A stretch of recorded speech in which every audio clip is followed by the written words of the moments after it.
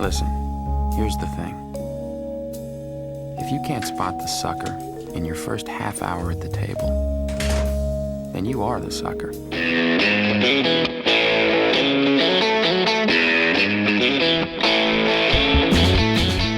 Hello and welcome once again to the Cine-Files, where each week we enter the world of a great film. We explore its themes. We explore its themes, the film, the influence it has on us today. My name is Steve Morris. I wonder how many busted intros we have that actually went into the show. I don't know. Hey, everyone. This is John Roque. I'm a writer, producer, host, and voiceover artist on the Outlaw Nation and here on the Cine-Files. And we are diving into one of my favorite films ever made. One I have seen many, many times, Steve. It's so funny because this is what there are a few films which literally since the beginning of the Cine-Files, you and I both went, oh, I love that film. Sure, we'll do that sometime. And here it is. We're almost 6+ years into the show, and we are finally getting to 1998 Rounders with Matt Damon and Edward Norton. Man, I'm having a rough time today. Well, I'll take it. With Matt Damon, Edward Norton, and Gretchen Mol, directed by John Dahl, from a screenplay from David Levian and Brian Koppelman. Koppelman involved, I think, in Billions, working on Billions. So famously known for John Malkovich's Teddy KGB character and that accent that has been the accent of legend.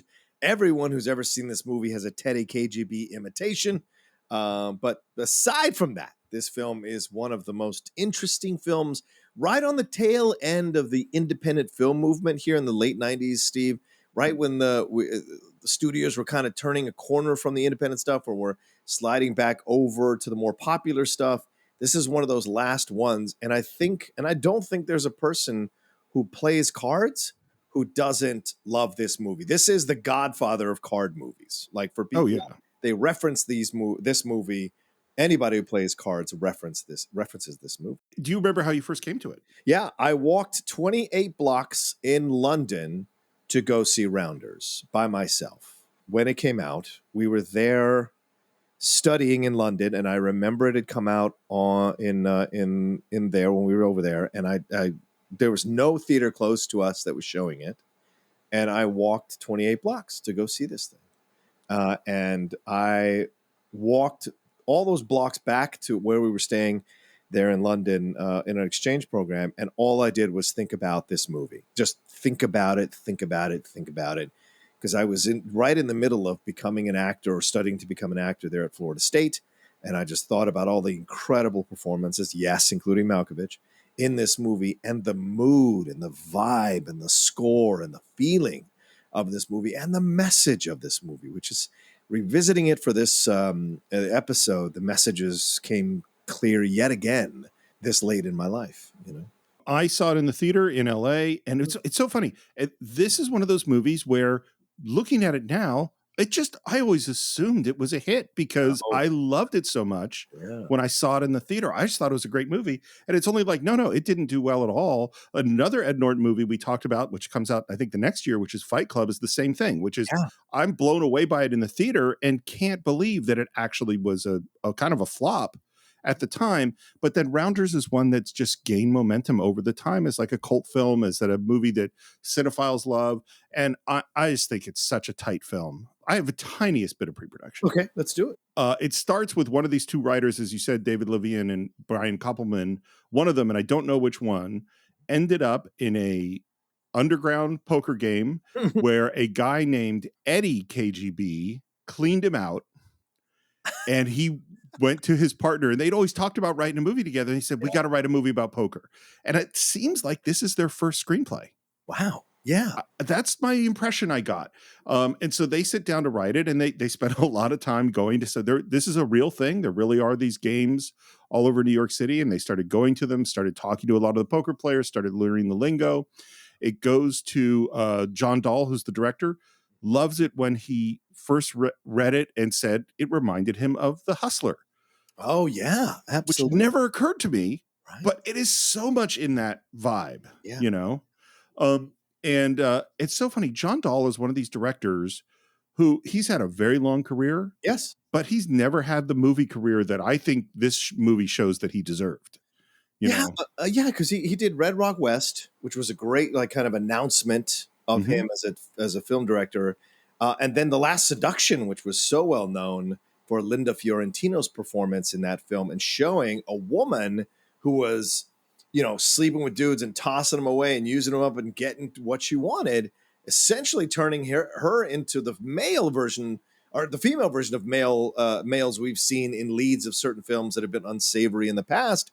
And here she is embracing it. So there was this kind of feeling about The Last Seduction that was groundbreaking about it. So and then he follows that up with Unforgettable, which was a Ray Liotta film, which was kind of forgettable. And then Rounders, and Rounders is the one that really just kind of put the hook in me for him as a director. And I don't know, he works in TV. He's recently done some episodes of Billions and Yellowstone and other things. And so he's still an in-demand director on the TV side, but he's rarely come back to do feature films since like the middle of the 2000s.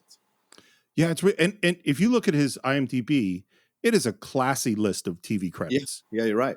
I mean, so his career's going fine, yes. But it is interesting that, these people that make what I think are really good movies that end up not having the careers that maybe I thought they deserved. Yeah. When he gets the screenplay, he goes to the writers and says, listen, this is perfect. I think we're pretty much going to shoot it as is.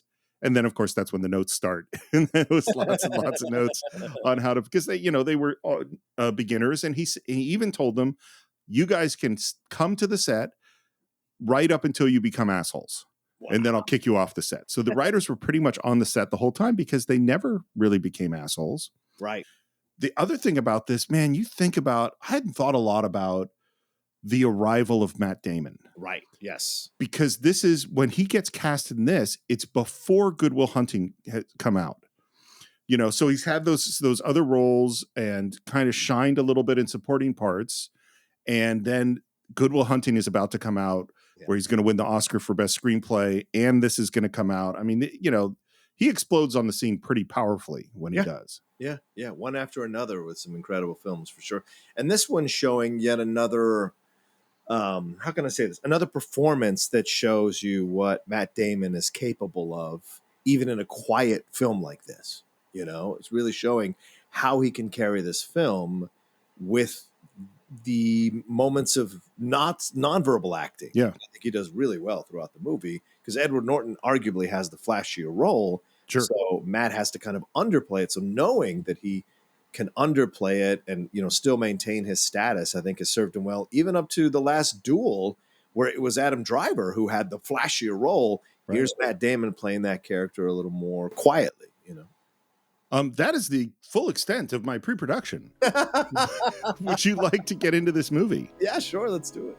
It starts off, we have very cool music that's very dramatic, and we see a silhouetted Matt Damon getting dressed in the middle of the night, and there's a unconscious girl in the bed, and we see him grab a book and find some more money, and then he's opens up a drawer and there's some more money, in a box there's some more money, and there's the back of a picture frame and that's got more money in it, and we start to get a sense of where this thing is going. And we hear, because this is a voiceover movie, listen, here's the thing. If you can't spot the sucker in your first half hour at the table, then you are the sucker. Yeah, man. This is a logic that has stayed with me through life. Yep. It's funny. I think there's maybe slightly too much voiceover in this movie. There's some moments where I go, but I also think, having written a couple of voiceover movies, that this is a really good one. Yeah, it is. To me, it's on par with what Morgan does in Shawshank Redemption. I really do think it's one of those that belonged in the conversation. It's not as good, obviously, but it's in the conversation. And I love this opening because there's a lot of symbolism in this opening. Him turning the lights off on Gretchen Mol foreshadows the end of their relationship. Him opening up that cigar case, it says Lone Wolf right on it. That tells you exactly what he's going to end up being. And all the money he is taking out of these places, which would usually be places to seek culture or learning, like an art piece or a book or even a videotape, that just tells you where what he values and what he doesn't value. And it also foreshadows how he's going to turn his back on education in exchange for money, going after the money of and the fame of being a poker player. You know how we've talked about this idea of what I call a thesis film, where like you come up with a question sort of at the very beginning, and then the whole movie's going to explore that. So when Harry Met Sally is men and women can't be friends because the sex part gets in the way. Well, and there's like Bullets Over Broadway, where there's this discussion of what's more valuable, the art or the person. Yes. There's a whole bunch of movies. We did Crimes and Misdemeanors, which is all exploring sin and God. And this one right here at the beginning in the voiceover, we hear basically these two big ideas. He says, Guys around here will tell you, you play for a living. It's like any other job. You don't gamble. You grind it out. So that's one pole of the philosophy. Yeah. Don't gamble, grind it out. Yeah. Get your money in when you have the best of it. Protect it when you don't. Don't give anything away. That's how I've paid my way through half of law school. A true grinder. And let me tell you something. When you're a 20-something-year-old person and you're watching this movie for the first time and you're dreaming of becoming an actor, as you said, when you're dreaming of becoming an actor and you hear this line, you can play it safe all you want, and in the end, you'll just be a guy who played it safe. And you can grind it out and probably eke out a living, but you don't want to wake up one day and be that guy, you know? And so it's just it hit me at the right time, right in that sweet spot of like wanting to be something more than just what I was. And so I just remember this movie having such a profound effect on me, man. Well, and what's so interesting about it is we're going to have two characters in this film that represent these poles. Yes. We're going to have someone who represents grinding it out. Yes. And we're going to have someone who continually takes huge risks. Yes. You know, and finding out where Matt Damon's character Mike fits within those two poles is what the whole movie is going to be exploring. Yeah, very much so. You know, and we're hearing this voiceover, we're going down to some big metal door that has the little slide open because it's a secret, you know, gambling club to go into. And there, when that slide opens, we see John Malkovich, who plays Teddy KGB, who is eating an Oreo. Again, foreshadowing what the tell is going to be down the road. It's the only time Teddy opens the door. So it's a nice kind of intro to Teddy. And I love that it's the camera stays on that, right? It doesn't go inside before he goes inside. It stays with the mystery of this slot for just a few seconds. And then boom, we go inside. This is Teddy KGB's place. 500. You won't find it in the yellow pages. Nope, not tonight. No? What?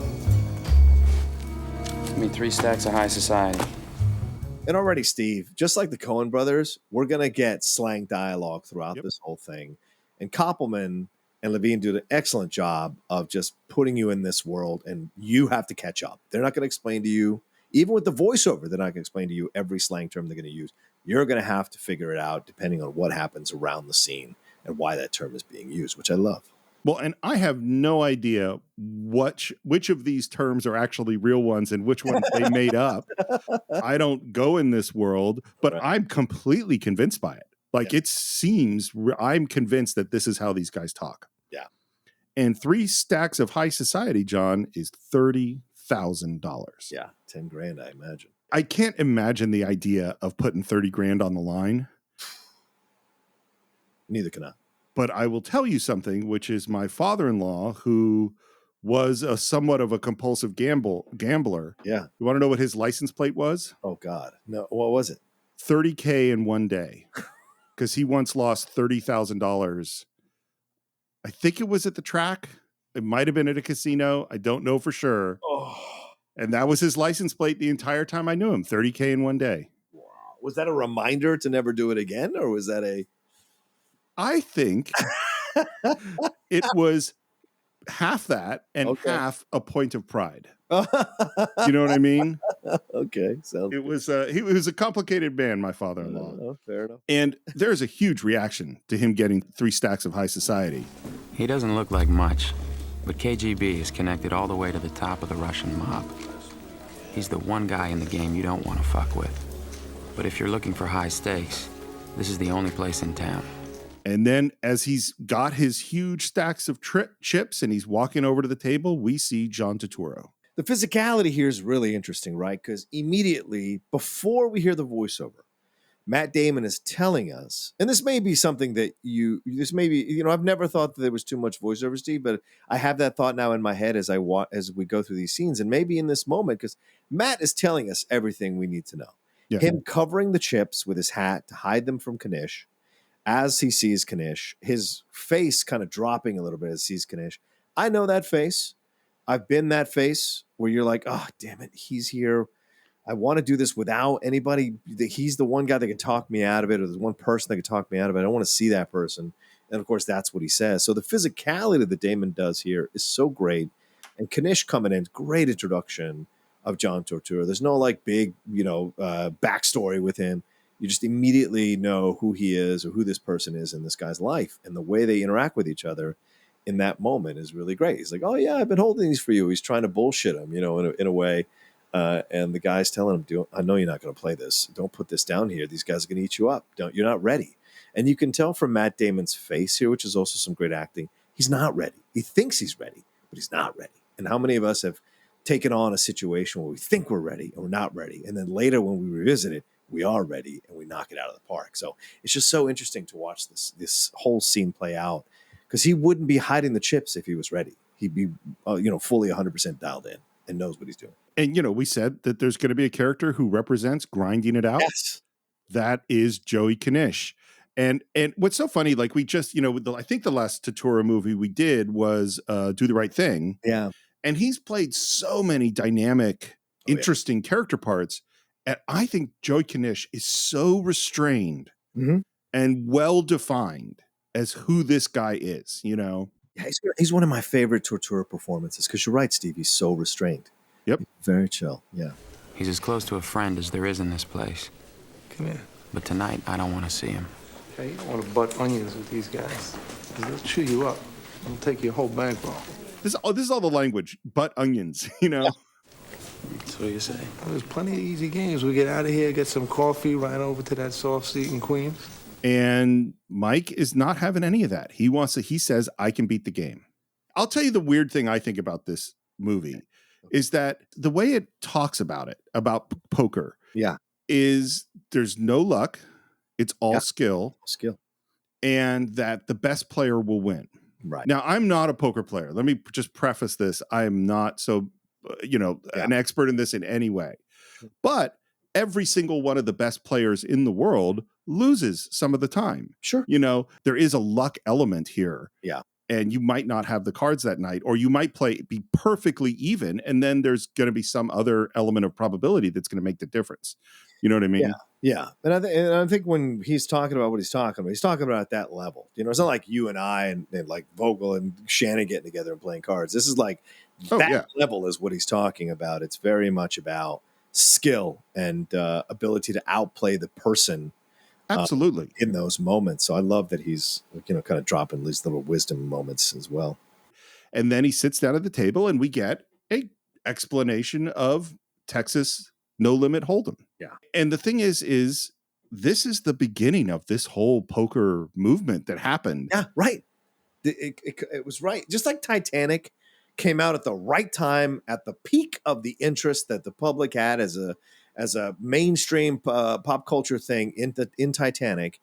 It took advantage of that. It's great timing. This also, right at that time when poker was starting to explode, and this film was a big reason why it did so, at least with those people at that time. And then Casino, 3 years later, I think, also takes advantage of that, because we're seeing a lot of that kind of card playing in that film as well. It's so funny because I never played Texas Hold'em. Like those aren't the poker games that I was taught growing up. Right. But you get a good explanation of how the game works in case you haven't gotten it. By the way, the studio, one of the things they said, we're really worried that these poker games are going to be really boring. So can you move the camera around a lot, like have lots of cool, crazy camera moves to make it more exciting? And John Dahl said, no, the opposite. That would make them more boring. Yeah. Is that what we need to do is not move the camera very much. So the storytelling and the character moments are all really clear. Yeah. Just smart directing. Yep. So we start to see this hand being played. I just got top 2 pair on the flop, and I want to keep him in the hand. Against your average guy, I'd set a bear trap, hardly bet at all. Let him walk into it. But KGB's too smart for that.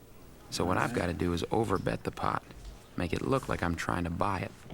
And as their bets are going back and forth, Teddy KGB grabs a cookie and eats it. My guess is Teddy's on a flush draw.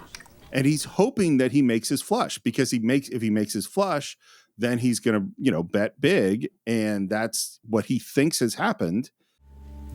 Yeah, I'm going to go all in because I don't think you got the spades. One of the commentary tracks is the director, the writers, and Ed Norton, no Matt Damon.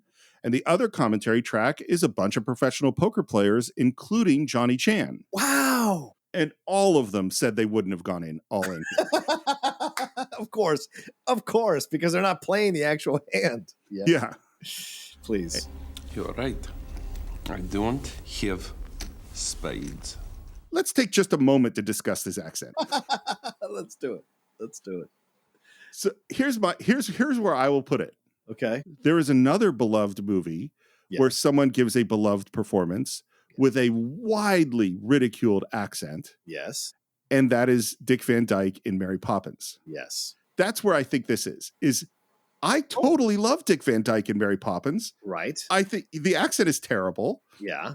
I don't know what the fuck accent John Malkovich is doing here. It doesn't sound like Russian to me. Apparently there was a Russian woman who he was friends with, who he had her say all his lines, and that's where he got this accent. And he has defended that this is some kind of Russian accent, and maybe it is. I don't know. Yeah. But I don't care. I love John Malkovich in this movie. I love it. Doesn't throw me out at all. No. And the thing is, Malkovich knows it's a bad. He said, Damon tells his story all the time about how when this rounder stuff, because everyone always asks him about the Teddy KGB accent, and he says, we were doing a scene, and Teddy, the splash the pot scene is Teddy goes, I will splash the pot whenever the fuck I want to. And the director yells cut, John Dahl yells cut, and Damon Malkovich looks at Damon and he goes, I'm a terrible actor. And then just walked away. It's geez. So I think Malkovich, you talk about Damon was having a moment, so was Malkovich. Malkovich was Malkovich was a star here in the 1990s. People watched his movies, they dug his appearances, they enjoyed him. He was establishing himself as this kind of avant-garde, interesting character, kind of like the Willem Dafoe. Him and Willem Dafoe kind of belong in this little small box of character actors that are really unusual and unique and bring something different every time that you don't expect. And so he's in this space, and he comes up with this accent. And from what Koppelman has said in numerous podcasts I've listened to him, is that the director, John Dahl, didn't have the cachet in his mind to stop Malkovich from doing this accent. And they thought Malkovich had went and studied it, it's some obscure region in Russia. And so was trying to kind of bring this accent back. And by the time that they realized that hadn't been the case, they were too deep into filming the film to go back and reshoot any of this stuff. Because I'm sure the budget for this was not that high. So, so they just had to kind of roll with it. And just like Dick Van Dyke, I will say this, you just said you really enjoy him in the film. Malkovich is enjoyable in spite of the accent, and that speaks even more volumes about how talented he is as a performer. That even with that accent, he still stands out as an iconic role, iconic character, and also delivers an incredible performance. I love him, and here's how I'll put it: Teddy KGB, that guy, he really has that accent. Yeah, you know what I mean.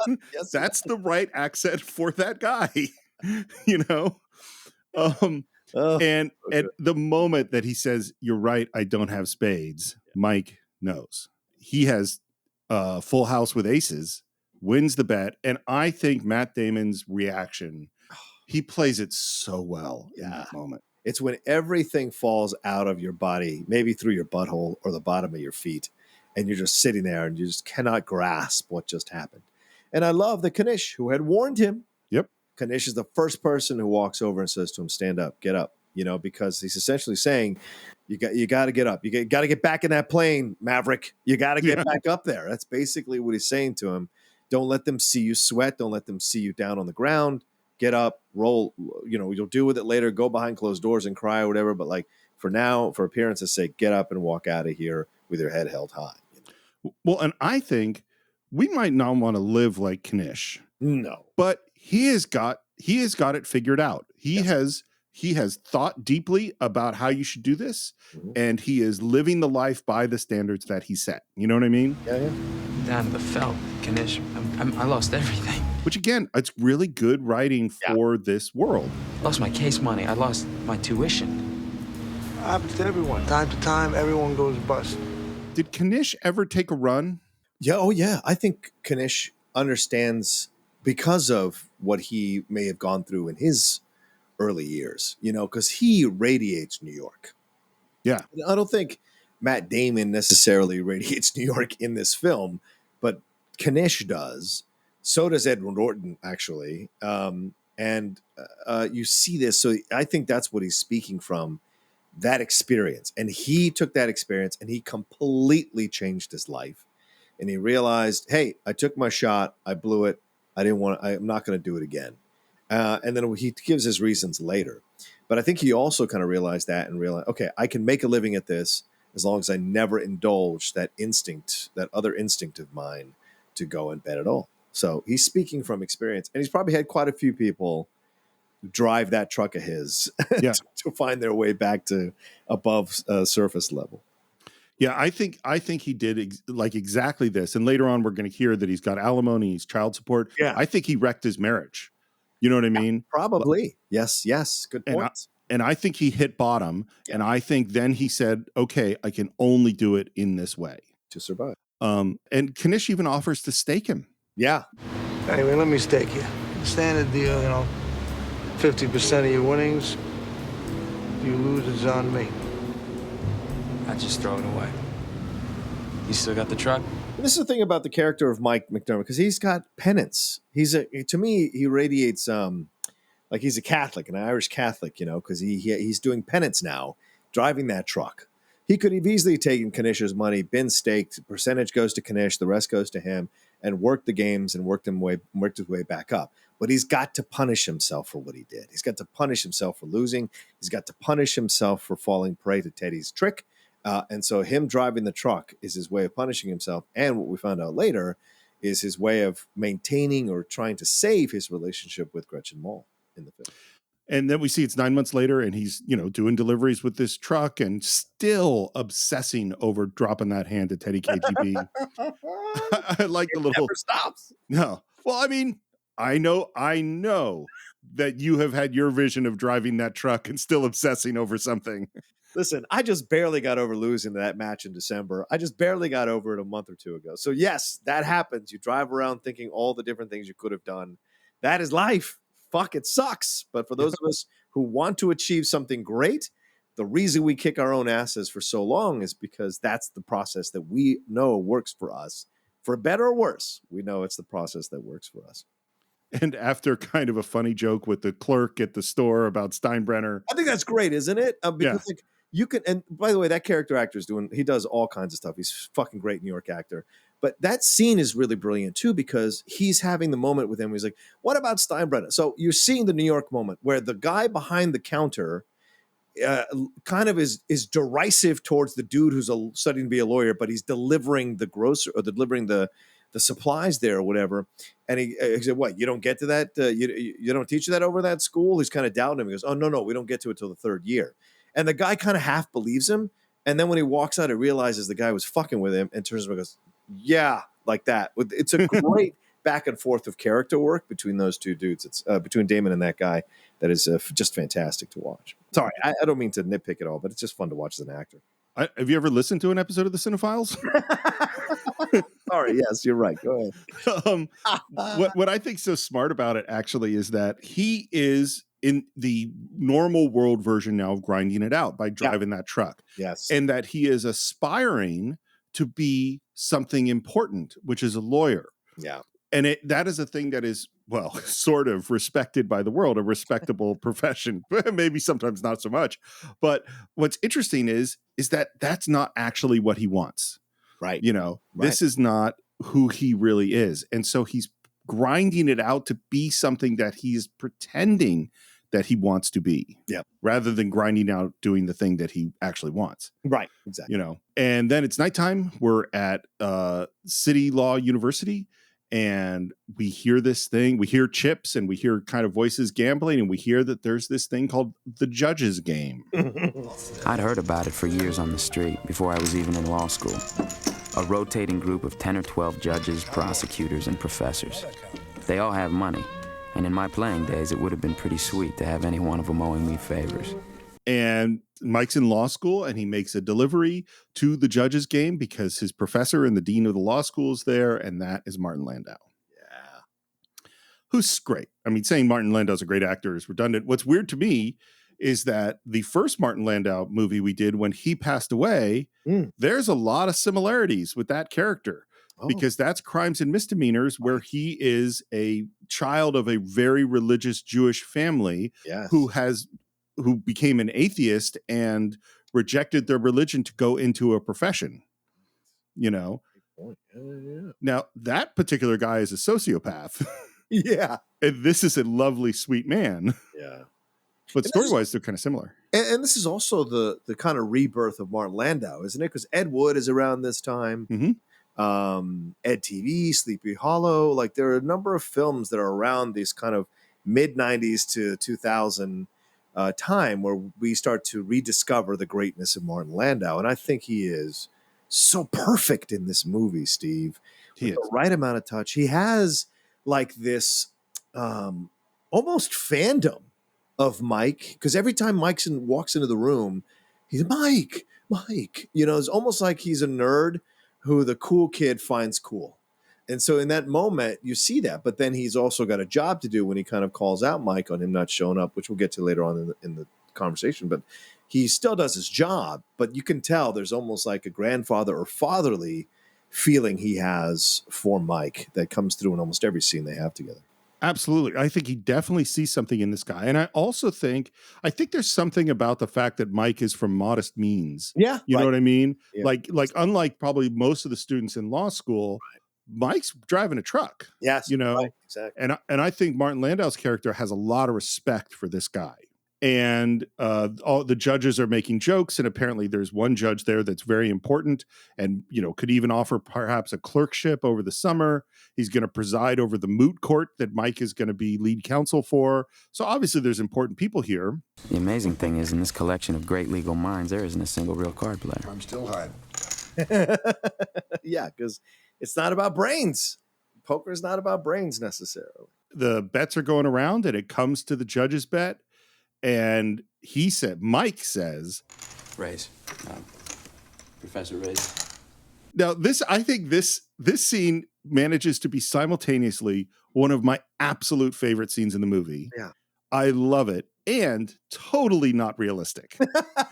Like the poker players who are in the commentary track are like, nobody would ever do this. You know, the fact that you choose for your professor to raise. I mean, this is an aggressive thing that Mike is doing in front of all these, you know, important judges. Aggressive. Yeah. Especially after you just finished telling us in the voiceover that the last time a hustler or whatever sat with the judges, it was 1905, and they that guy couldn't walk in the street couldn't cross the street without a ticket, and they shut down the poker establishment he had been a part of. So he's taking quite a risk to do this here. Check to the razor. Czechoslovakia. What's the limit? $20. Big bet's $20. Which, after the 3 stacks of high society, a $20 bet doesn't seem like too much. You sure this is wise, Abe?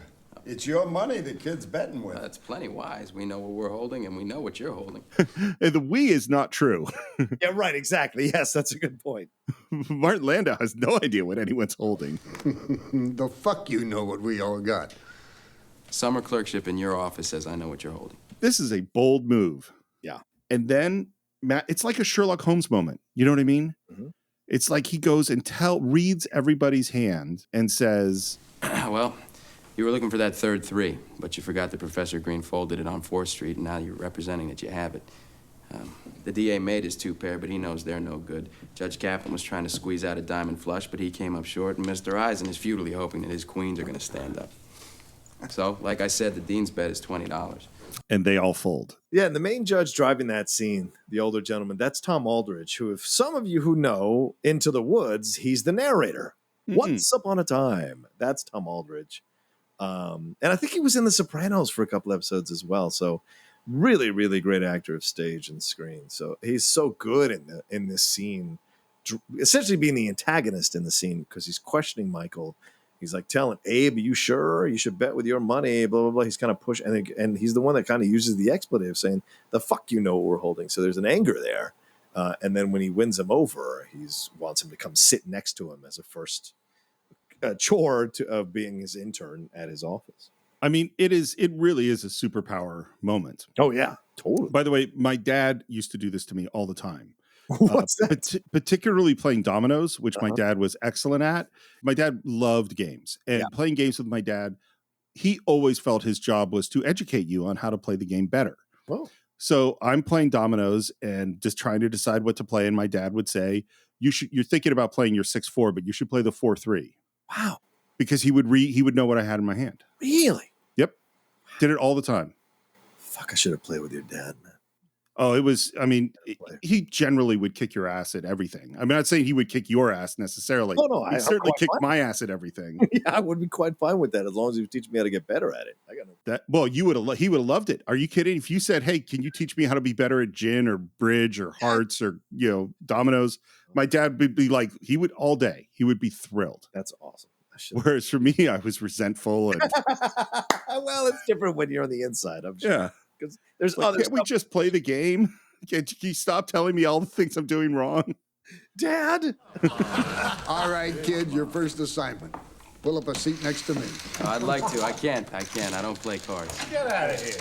There's this thing of like, this movie is a superhero origin story in a weird way. Yeah, kind of, yeah. And he's denying his destiny at this moment. Not for his reasons, for other people. He's denying it for other people. He's not denying it for himself.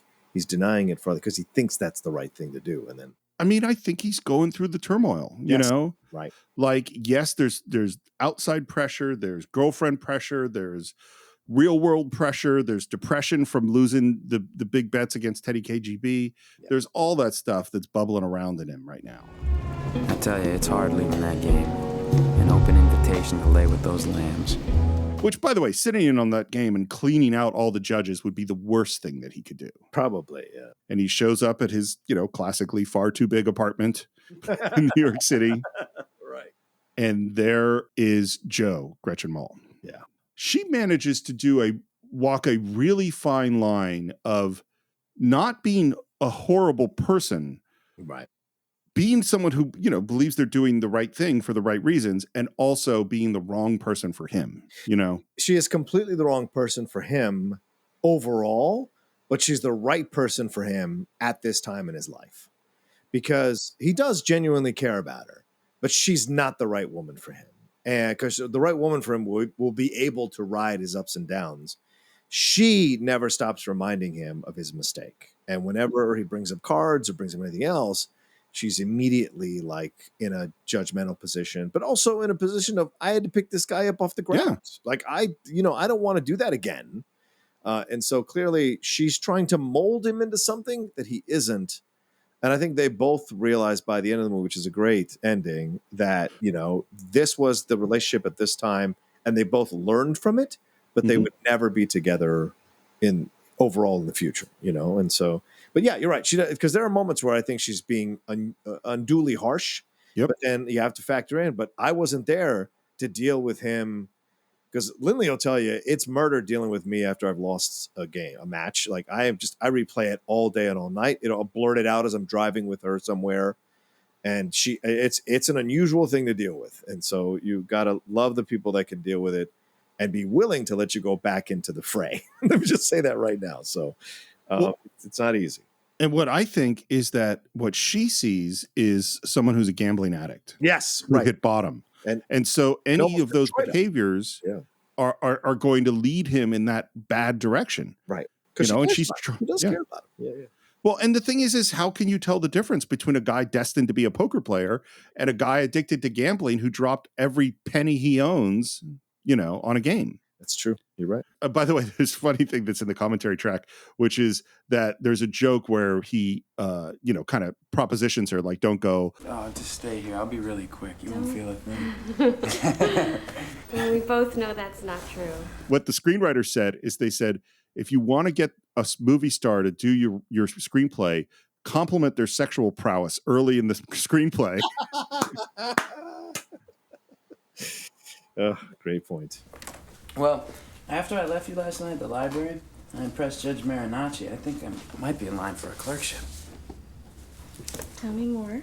Well, those guys were all playing cards, And as soon as he says cards, she has the reaction. Yeah. Because she thinks that he was gambling, and she is not pleased. So instead of coming home, you went and played cards with some judge? I know, I wasn't even playing. No, they were playing. And I'm totally on Team Mike in this. I don't think he did anything wrong. I think he says he was networking, and he was, Yeah, but you're saying, oh, look, he just took a sip of the beer. Yeah. He's not going to become an alcoholic. He just took a sip of the beer. And it's like, yeah, but that's the entry point. And you just never know where it's going to lead. I mean, I hear you. I'm in the middle watching both of them because I'm just like, I get where he's coming from because, of course, it was an innocent thing, but he could have not played the hand with the judge, but he chose to do so. It led to a positive result, but opening the door to it is what ends up making it easier for him to go back into that rich club or whatever and play with Worm after he picks him up from prison. Yeah. Yeah. Yeah, I mean, I think you're totally right about that first taste of beer. Yeah. I mean, it tasted good. I just think if you get in this way, you'll always be a hustler to Baby, them. I didn't even play. But I didn't play. Yeah, and she leaves him alone, and that's the last thing he says to himself. He's like, shit, I didn't even play. And I don't know about you, but I've definitely had this, like, I really was totally innocent, and I'm still in the shit, you know? Of course. And the other thing he asks is if he can borrow the Jeep because he's got to pick up Worm from prison. And another indication that she's not the right girl for him is she's like, well, maybe she is, but he's not ready to have a woman like that. Where she says, oh, wow, I can't believe you still have a friend named Worm. Which is judgment. There's judgment dripping all over that comment. Absolutely. But I will say, when it comes to Worm, she is right. Well, of course she's right. Worm is not a good person for Mike. Everybody's right about Worm. We end up outside of the prison, and we hear basically that he met this guy Worm, that they were both at this expensive prep school. And the reason both of them were there is that his dad was the custodian and Worm's dad was the gardener, and they were with all the rich kids. Yeah. And as we're hearing this description, we cut inside the prison to a card game going on. They're playing hearts and betting for cigarettes. And we meet Ed Norton. Yeah, man. It's also with the guy he's playing against is Eric LeRae, who's in tons and tons of stuff. Boardwalk Empire, Yeah. and Luke Cage, all sorts of stuff. He's a good actor, Eric LeRae Harvey. Yeah. And Ed Norton dumps the Queen of Spades on him. Motherfucker! What? You leave me no choice the way you play. This is another game that my dad would destroy me at all the time, was hearts. My dad would consistently shoot the moon. It's terrible. Anyway, let me ask you this question. To win this hand, did Ed Norton cheat? Oh, totally cheated. Yes, of course. I think so too. He's a cheating son of a bitch throughout the whole movie. He lies and cheats throughout the whole movie. Yeah. And I think they do such a good job establishing his character. Yeah. Because as he's gathering up the cigarettes, the guard comes along and says, hey, what are you doing here? You're being processed, which means he's getting out. Yeah. And he still is taking the cigarettes. And they're like, you don't even smoke. Yeah. You could buy all the cigarettes you want in an hour and a half when you're outside, and he is still taking them. It's a horrible thing, isn't it? Like this gives you a great window into who this guy is right off the bat. He is using these people. He is taking their cigarettes from them. And then he has the nerve to call them babies. Jesus, you guys are such fucking babies. You know that? If you're determined to die of cancer, you really ought to learn how to play cards. And Eric LeRae Harvey turns and says, Ain't a good idea to add insult to injury, yo. That shit'll come back and hurt you. You know what? Not in this lifetime, Holmes. but the thing is, that Queen of Spades card, it symbolizes jealousy and distrust. So it's like that card has some meaning that it's the Queen of Spades that he's kind of putting down or indicating that he has, or using rather. So it gives you a little bit of a window and symbolically into who Worm is going to be throughout the movie. And to me, it just symbolically means 13 points in hearts. That line of ain't a good idea to add insult to injury. That shit will come back to hurt you. Yeah. And Worm saying, not in this life, enjoy your time. That's his character, man. Yeah.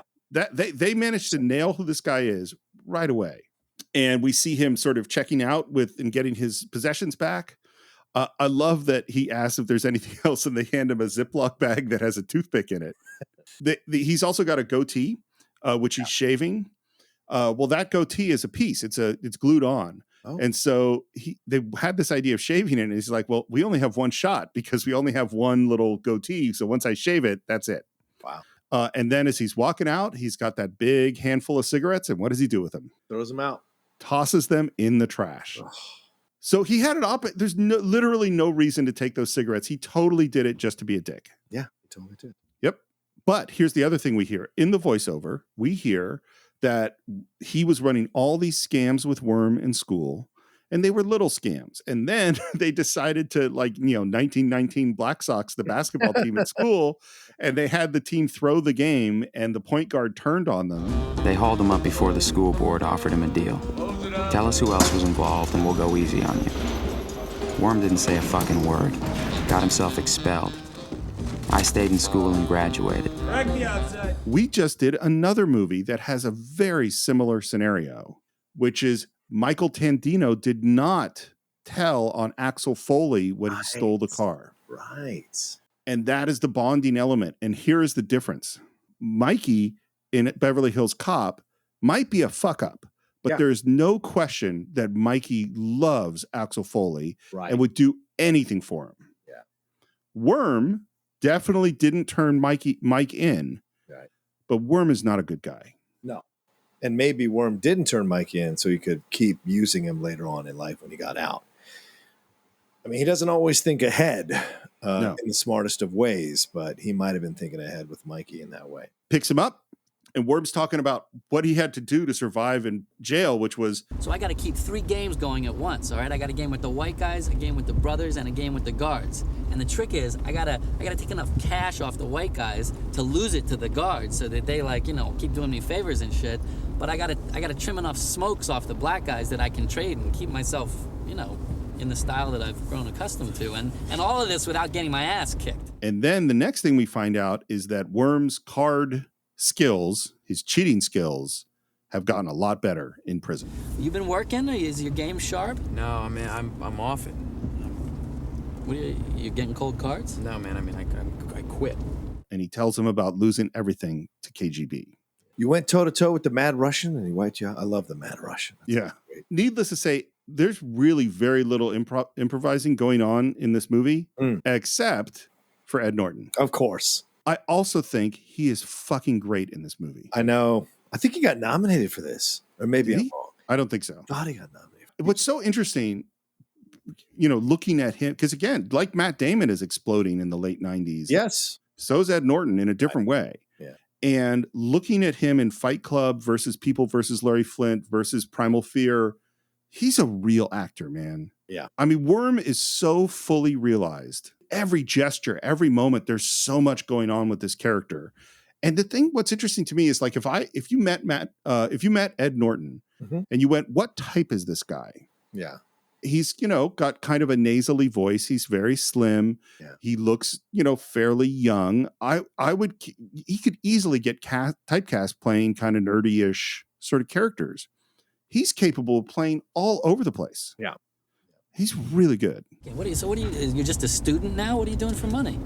Well, I'm driving Canish's truck. Oh, God, you're killing me. Mike, we got to get you back on the game. We're old partners here. We're going to run I'm like... off it. I mean, I really am. I'm done. But that doesn't mean he's not going to deliver Worm to a game, because Worm needs to get some money going. He needs to get going. He's already behind. And they end up at this really nice house.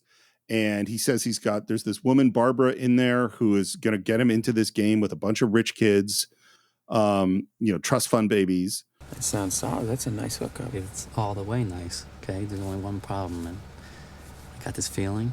What feeling is that exactly? You know this feeling very well, okay? When you got your table all set, knife, fork, sauce, A1, Luger's. Which is Peter Luger's famous steakhouse in Brooklyn. But you just don't have the steak. Which means he needs some money. Right. And that is when we hear that Worm needs to make money quickly because he owes. The hurry is, other than you, my friend, there's about 5 guys like eagerly awaiting my release. How much do you owe? Like 10. 10? Does Worm owe 10? It's more than 10. It's more than 10. Even though he says like, "Oh, I can't figure out the vig," blah blah blah. No, I think Worm knows exactly how much he owes to every single person he owes. Yeah. Well, and this is the thing is like, I mean, we've all known friends or had friends who had people that were taking advantage of them. Oh yeah. And you watch it, and sometimes it takes a long time for someone to wake up to the person that is no judgment, but it could take a while. It does. Sometimes, yeah, it does. You're right. No lie there. And Mike, I mean, he deep down he knows who Worm is. Yeah. And he's just not accepting it. Hey, look, I can get started on this easy if it's you and me working together. And working together, by the way, means running a game and probably cheating in that game. I heard you asking before, man. I hear you asking now, but I can't do that. I just can't do that. I made promises. Hey, you know what? What am I saying? I totally understand. I do. Gets out and he says, "It's great seeing you." And Mike drives away. Yeah. And he never goes back. He goes back to his apartment with Joe, works really hard on moot court, and that's the end of the film. And he becomes a fantastic lawyer. Great lawyer.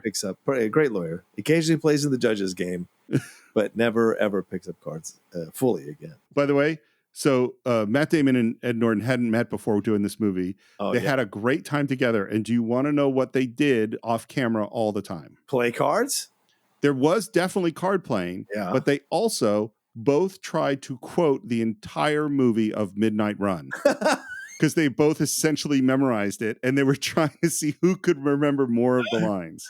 Oh my God, I would love to see a remake with Norton as the De Niro character and Damon as the Charles Grodin. That would just be fantastic. Fantastic. Why are you so unpopular with the Chicago Police Department? Missed me? So he's driving away, and of course we know what's going to happen. Yeah. He's driving away, looks at himself in the mirror, he stops the car, he thinks, and we hear... Few players recall big pots they have won, strange as it seems, but every player can remember with remarkable accuracy the outstanding tough beats of his career. Seems true to me, because walking in here I can hardly remember how I built my bankroll, but I can't stop thinking of how I lost it. Yeah, man, it haunts you, dude. Yeah. Mike. Hi. Barbara. This is the person who knows Worm and gives him a kiss on the cheek. And she is running. She's got the plan. Yeah. And this is Melina Kanikaridis. Yeah, Kanikaridis, yeah. Who's in lots of stuff, including like CSI and Providence. Yeah, I probably won't even sit. I'm just going to keep him company. No, that's not going to work. Here's the play. You're my new boyfriend. You're looking for a regular game. Now, did Worm tell her how to get Mike to commit to this game? Maybe. I think he did. I think he laid it all out. I think he knew Mike was going to hesitate, maybe not come in, but he knew eventually he was going to come in. And when he did, he told her exactly what to say, probably. He, crumbles, basically. Yeah. Because he wants to play. He does. You know? Yeah. And he sits down with a bunch of snobby trust fund kids. Worm and I fall into our old rhythm like Clyde Frazier and Pearl Monroe.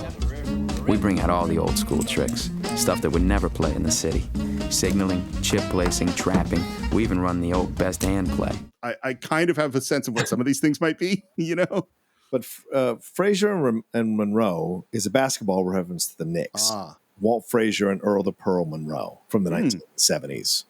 And they won one of the only 2 championships the New York Knicks have ever won in the NBA. So that was essentially, they were running the 2-man game, yeah.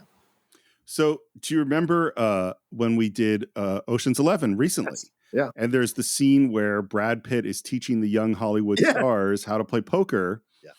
And Matt Damon was on the commentary track saying that brought back real memories because he was the Hollywood star being taught how to play poker for this movie. And he and Ed spent a lot of time practicing.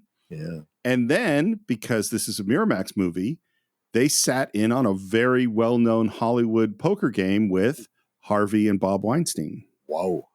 And apparently, according to Ed Norton, they did exactly what they do in this scene in the movie, which is they played as partners and wiped the Weinsteins out.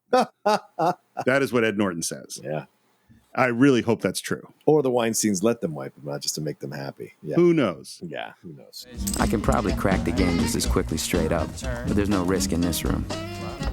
Now, some people might look down on Worm's mechanics, call it immoral. But as Canada Bill Jones said, it's immoral to let a sucker keep his money. Or as the Bible says, a fool and his money are soon parted. Yeah, I mean, like, it's great to these little pearls of wisdom from these books that you have no way to verify in the moment, but you're just like, this feels authentic to me. This is cool. Let's keep going. You know? Exactly. What's interesting too, by the way, is who we set up as who we're going to beat. Yeah. Because if Worm and Mike had come into the judges' game and cheated as partners, we would go they're bad guys. Right. But because they're in with the rich snobs who are being, presented as rich snobs, we don't feel bad about it. We're okay with them getting beat. Worm really has become an artist too. Discard calls, pickup calls, overhand run-ups, the double dupe. His technique is flawless, but his judgment is a little off. A few times I have to fold the case hand just so it won't be obvious. Again, this is key to Worm. Mechanics good, judgment off. Right. Great point, Steve. And he also says that Worm does a great job of playing the angry loser, which he absolutely does. And then we see him do it. Yeah. You know what? Fuck you and your never-ending string of boats, okay? Hey. Well, my Uncle Les says when the money's gone, it's time to move on. So enjoy it, you secret handshaking assholes. And he storms off as the loser, and it's later on, it's outside, and Mike and Barbara and Worm are there. Her cut is $300, and since she said she gets 25%, that means they made $1,200. Yeah. I also think maybe don't settle up your money right outside the house where you just ripped everyone off. Maybe go a little farther away. Also, $1,200 for a bunch of trust fund babies? That's not much. True. Maybe in the 90s it was. I don't remember. I mean, $1,200 is a fair amount of money to make in a few hours, but yes. Good point. In a few hours, you're right. Hey, how'd you know I was coming back? That's easy. Who's your favorite actor? Clint Eastwood. The outlaw Josie Wales, man. The man with no name. He always doubles back for a friend. Which I think is great. And wrong, because it's manipulative. He knew he was going to double back because he knows Mikey so well. He knows how to play him. Yeah. Here's a question. Yeah. How much does Worm care about or like Mike? I think in the most fucked up way of his existence, he does care about Mike, but at the end of the day, he cares about himself more than anybody else.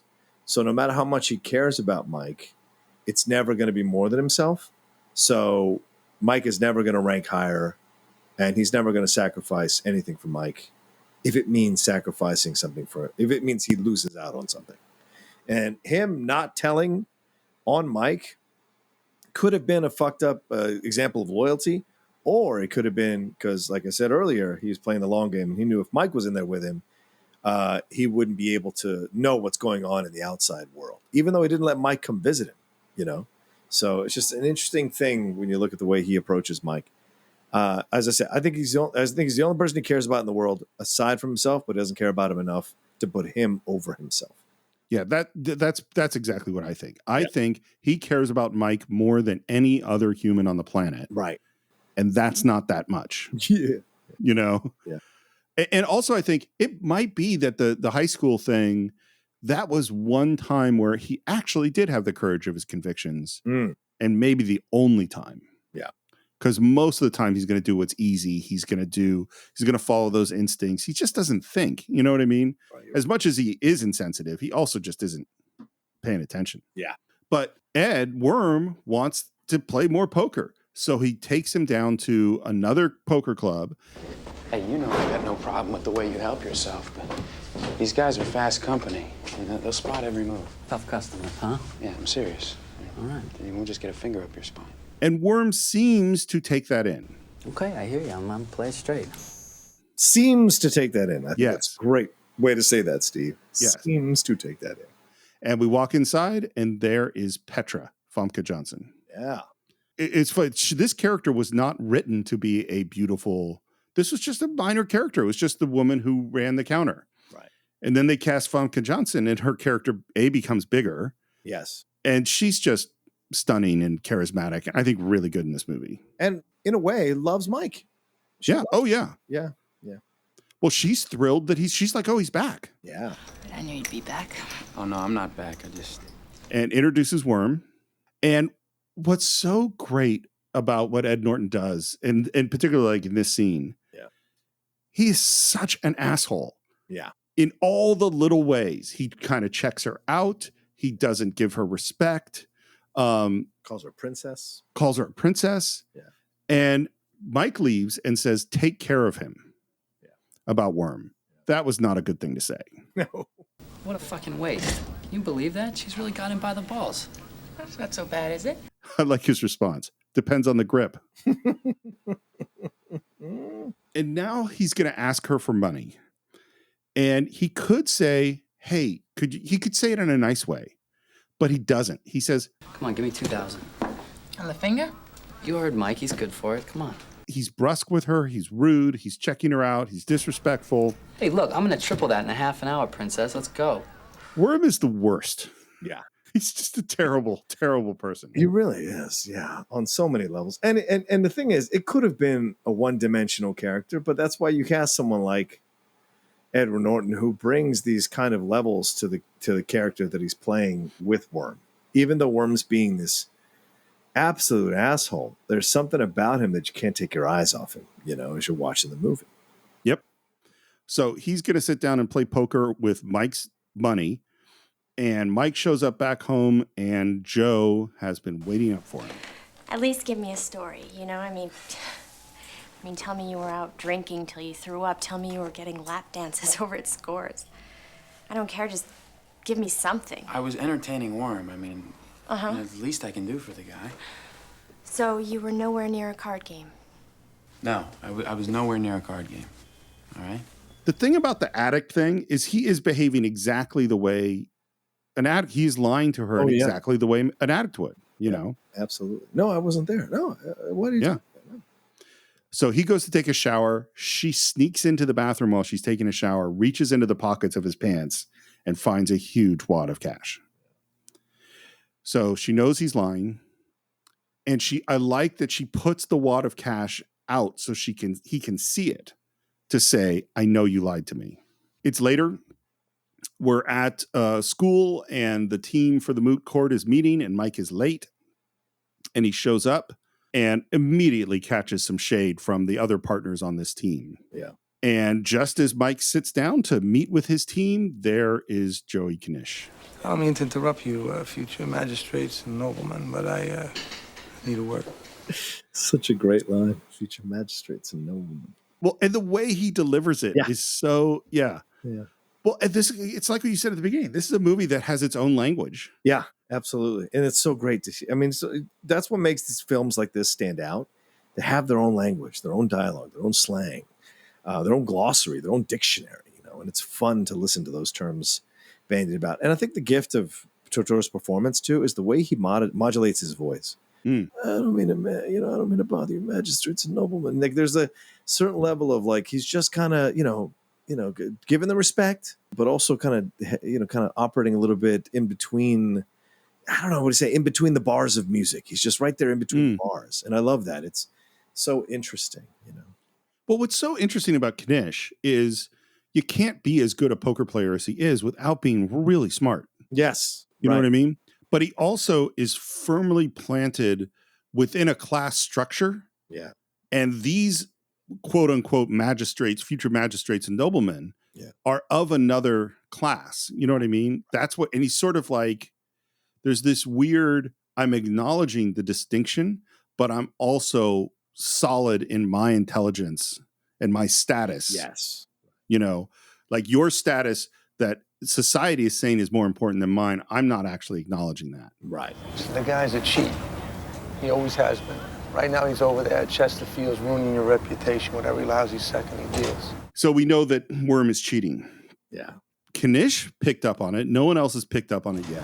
Did you give him the office? I tried to warn him, but he looked right through me. All right, I'll go get him. Because what we hear is it's okay right now. The guys that are playing now have been up for 30 straight hours. They're not going to notice anything. But Roman and Maurice are going to show up. And that's going to be bad. Amarillo Slim, the greatest proposition gambler of all time, held to his father's maxim. You can shear a sheep many times, but skin him only once. It's another great line. And we are playing with Roman and Maurice, who are not as tough as Teddy KGB, but they are Russians, and they are speaking Russians right now. And one of them is Goran Visinjic, who was in ER for years and lots of stuff. Hey, guys, English only at the table, no Russian. What are you talking about? What am I talking about? If you want to see this 7th card, you're going to stop speaking fucking Sputnik. Do you understand? Dumb motherfucker. Don't worry, we might work together. Yeah, I'm sure you're just talking about pierogies and snow and shit, but let's cut it out, all right? There's the river, down and dirty. Pierogies and snow and shit, that's an improv from Ed Norton. Okay, well, I got the jacks. Come on. Hey. Oh, you got it. And 6. Wow, 2 pair, but I got 7s too, though, with my jacks. Motherfucker, slow rolling me like that. By the way, the poker players were also pissed at the slow roll. They're like, you never do that. That is a terribly disrespectful thing to do at the table. Because, and this is the thing about Worm. Yeah. If you're going to be a con artist, don't be a constant dick. Yeah. Well, yeah. But clearly Worm has self-destructive tendencies. Yeah. Yeah. Because he is being all kinds of disrespectful to these guys while he's cheating them. Oh, yeah. Just like he was in the prison. Yep. He loves to gloat after the victory because he's a small man. He's a petty man. This is all he has. Yep. These are the only victories he has in life. And so he is just constructed to relish them in a way that will eventually get his ass kicked. And it's because he doesn't love himself. So he puts himself in a position of such danger and harm, you know? I mean, frankly, I think Worm is going to get killed. I don't think Worm lives lives that long after this movie. We can have a fun conversation about that. I agree with you 100%. Mike comes in, drags him outside. Where are you at? I was pumped up like 8 G's. I was ready to go on a run when you came along. All right, listen. Hey, wait, I want a hot dog. The hot dog was Ed Norton's idea. Of course. So they got a hot dog cart, and Ed immediately regretted it because it meant he had to eat like 16 hot dogs. It's also, by the way, freezing when they shot this. Oh, I'm sure. You're in town for 5 fucking minutes. You already got a sign on your back. Oh, wait. That fucking Canish rat me out. Here's what I'll say about that. What he is responding to, what Worm's responding to, is that Canish told on him, and he's upset about that. Yeah. What he should be upset about is that he got caught cheating, is that Canish saw that he's not actually as good at this as he thinks he is. Right. Come on, you got to stop listening to that guy, man. I mean, he sees all the angles, but he didn't have the balls to play one. Well, this is why I go. Worm and Canish are the 2 poles in this movie. Yeah, it's very similar to Bobby Fischer. One is Ben Kingsley, one is Lawrence Fishburne. That's basically it, you know, kind of teaching the kid in that film. Same thing here. Hey, that guy hasn't had to work in 15 years, Warren. You don't think that's work what he does? Grinding it out on his fucking leather ass? No, thank you. I thought so too. All right, now I know what real work is. Yeah. Anyone who has gone to do the real job, there's a difference. Speaking of which, are you even going to get a job? Are you going to look? Or are you just going to go back to printing those credit cards? Hey. You're going to go away again? I wasn't printing. I was distributing. Distributing. It's different, okay? Second of all, I'm never going back there. So, no intention to get a real job. Nope. Immediately cheating and being caught cheating. And says, I'm never going back in. Yeah. This is not a very realistic guy. No. This is what I love about you, okay? You think about the big picture. That's great, okay? But it's not me. I don't play the game straight up, and then if I lose, go get some real work or something, okay? I see a mark, I take them down. That's what I do. That's the way I live. Yep. He's a born cheater. Yeah. But I also think because that going to prison put him in a state of arrested development. Like, whereas Mike matured, Mike got a girlfriend, Mike tried to become a lawyer, Mike lost all this money, Mike had to bounce back 9 months later. So there was more real world experience that Mike has gone through that Worm hasn't, because Worm has been stuck in that prison living that life instead of being out in the real world. Absolutely. But those 2 guys in there, they're not rabbits. Roman and Maurice, they're Russian outfit guys. Not as bad as KGB, but I mean, you don't want to be fucking with those guys. And at first, Worm's having none of it because he thinks they're lame. Look, you still got time. Just go back in there, right?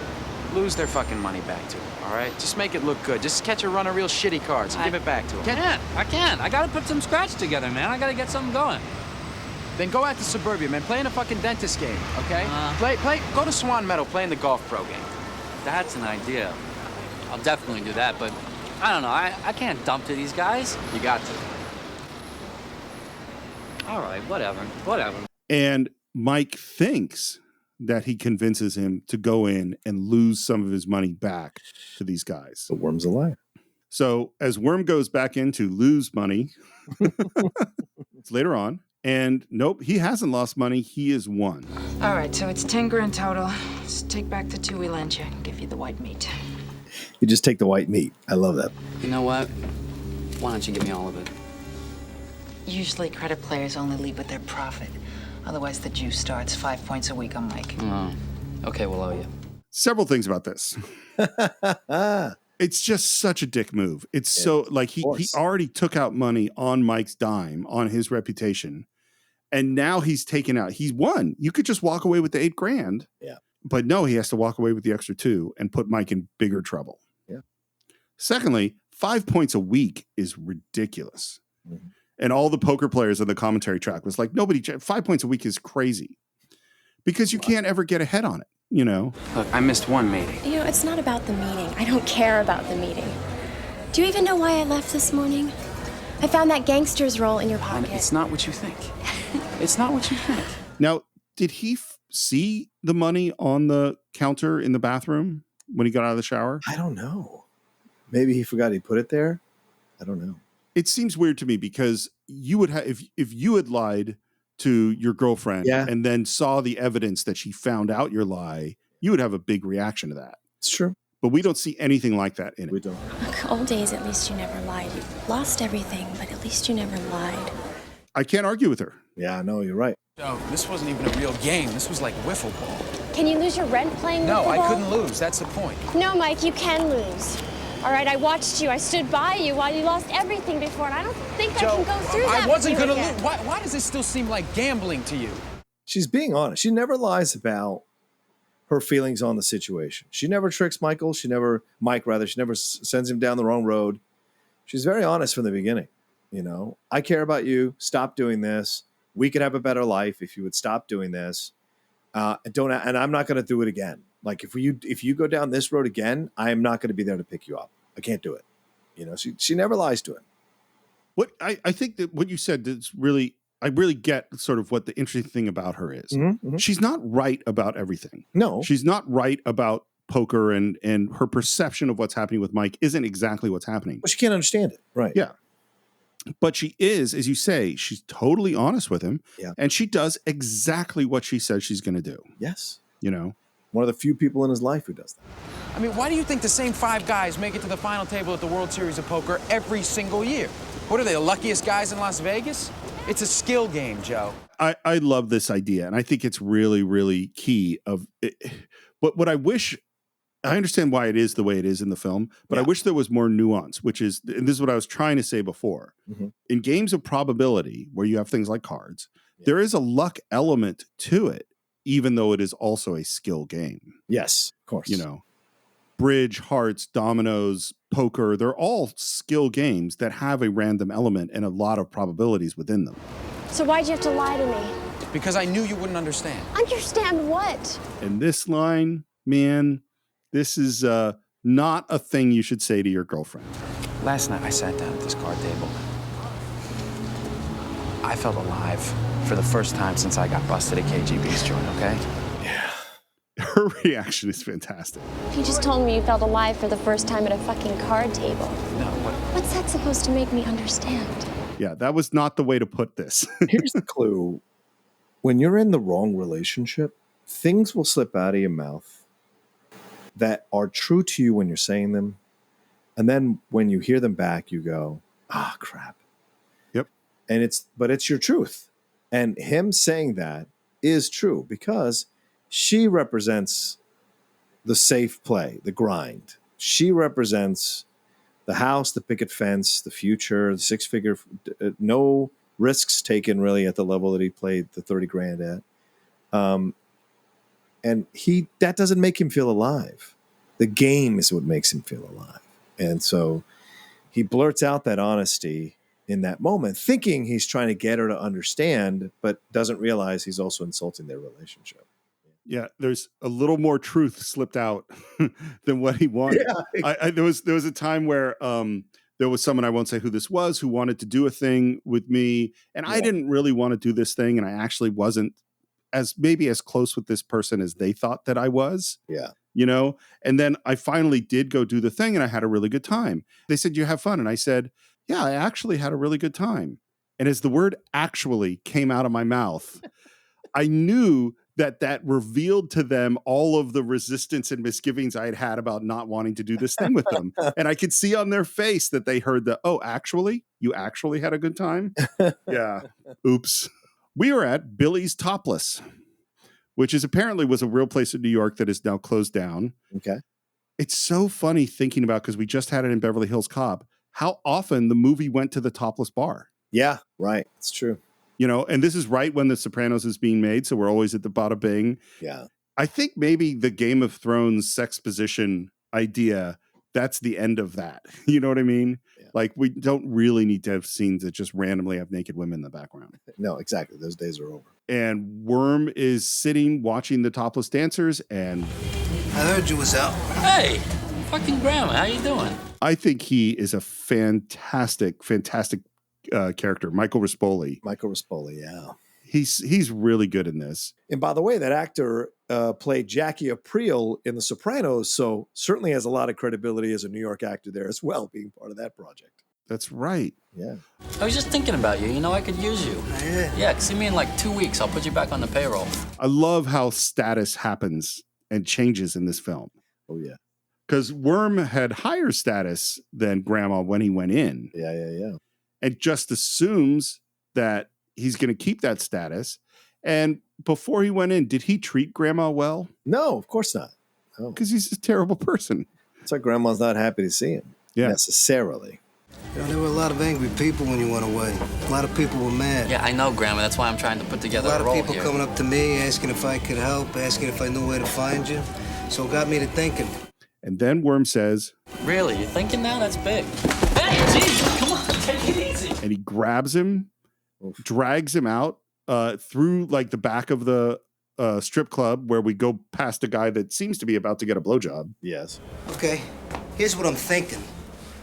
Instead of you owing 15 grand spread out to 5 guys, you owe 25 to me. What? Now, by the way, he told Mike he owed 10. Where the fuck do you get off? 25 grand? How do you come up there? Throws him against the wall and punches him in the gut. Here's how it is. 25 grand and the juice is still running. Strong moments. And like you said, it's a switch of status. He would have never punched Worm in the past, but now that he is in the position that he's in, he's essentially not only verbally, but also physically telling him who's in charge. And it's very reminiscent of what he's going to do later to that bulldog when he catches that bulldog doing what he's, or was it a Rottweiler or whatever it is, what they're doing. He's essentially doing the same thing to Worm. He is dominating him. He's showing him who the alpha dog is, and he's injuring him so he doesn't forget it. What's so interesting to me is that Worm doesn't know how to be anything other than Worm. Yeah. The status has changed. His situation has changed, but he doesn't change. He acts like, just as much of a dick as he did before. What the fuck are you doing, man? You were my partner. No. I was your lackey. And what we find out is he consolidated all the debt. He bought it for 30 cents on the dollar, which means that people didn't have a lot of faith in him. And the person that helped him pull that off was Teddy KGB. Yeah, and he says something really curious that I caught this time that maybe I didn't catch in times past when he says, when I said your name, Teddy perked up. And it may be because Teddy has whatever hard on for Mike. Whatever his hard on may be for Mike, and I mean a figurative, I don't mean a sexual way. The fact that Worm was on the hook here, so there's another, is what excited Teddy about partnering with Grandma on holding Worm's debts. So I find that to be fascinating because there's not much backstory delivered. No. Between Michael and KGB and Mike and KGB, and I wonder what it is about Teddy KGB that wants him to subjugate Mike and keep him in his place or whatever. So it's just interesting. First of all, the Worm on the hook thing, that was a good one. Thank you. Second of all, I was going to bring this up later, but apparently someone went up to John Malkovich and said, man, you're playing such a great bad guy. And he went, bad guy? I play 2 poker games. I win one and I lose the other. What do I do in the movie that makes me a bad guy? Mm-hmm. And what's interesting to me is that's actually kind of true. Now, I think Teddy KGB does do all sorts of bad things off camera, maybe. But the thing is that Worm is an asshole who is regularly cheating people at poker games. Yeah. The fact that Teddy KGB might have it in for this guy who has ripped all sorts of people off and is not paying their debt, that doesn't make him a bad guy. No, you know what I mean? You're right. It doesn't. Yeah. So, I mean, I would want to shut Worm down too. Not necessarily have him beat up or killed, but, I don't want him at my poker game. That's for sure. And again, Worm's just still trying to play him off. Just take it easy, all right? I'll scrape something together. I'll come and I'll find you this week. Yeah, that's just what I figured. No. So I'm going to take what you got on you right now. And he takes all the money off of him, and then he punches him one more time and exits. So at this moment, we have realized that this problem with Worm is far, far worse than that we thought it was. Yeah. That he doesn't owe 10 grand. He doesn't own 15 grand. He owns 25 grand that's due in a week. And the person coming after Worm is connected to Teddy KGB. Oof. And at this moment, I think it's a good time to end part 1 of our exploration of Rounders. As always, we'd love to hear what you feel about this great film. We'd love to hear, did you start playing poker after you saw it? How good a game do you play? Do you think you're one of the people that wants to take a run at the World Series? Let us know on our Facebook page. You can also find us on Twitter at Cine_Files, the Cine-Files podcast on Instagram.